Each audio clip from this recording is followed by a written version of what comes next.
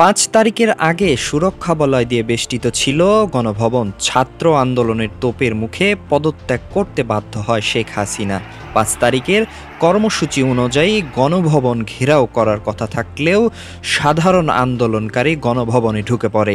এ সময় আন্দোলনকারীরা প্রধানমন্ত্রীর ব্যবহৃত ভবনের সকল জিনিসপত্র যেভাবে পারে নিয়ে যায়।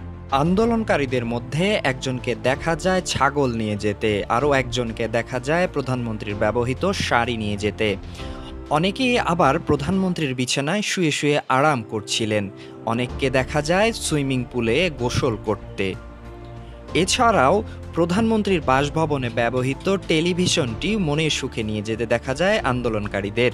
অনেকেই তারা লাগেজ পেয়ে খুশিতে আত্মহারা হয়েছিল। অনেক আন্দোলনকারীকে মনের সুখে ধূমপান করতেও দেখা যায়। এক আন্দোলনকারীকে দেখা যায় তিনি গণভবনের নাম ফলকটিও খুলে নিয়ে যাচ্ছেন। এছাড়াও এক মহিলা আন্দোলনকারীকে দেখা যায় যিনি প্রধানমন্ত্রীর শাড়ি পেয়ে মহা খুশি ছিলেন। অনেকেই বিশ্রাম নিচ্ছিলেন প্রধানমন্ত্রীর একান্ত বিছানায়। আন্দোলনকারীদের মধ্যে একজন প্রধানমন্ত্রীর কাপও নিয়ে যাচ্ছিলেন গণভবন থেকে। এছাড়াও মদের বোতল সহ আন্দোলনকারীদের বিভিন্ন রকমের তৈজসপত্র নিয়ে যেতে দেখা যায়।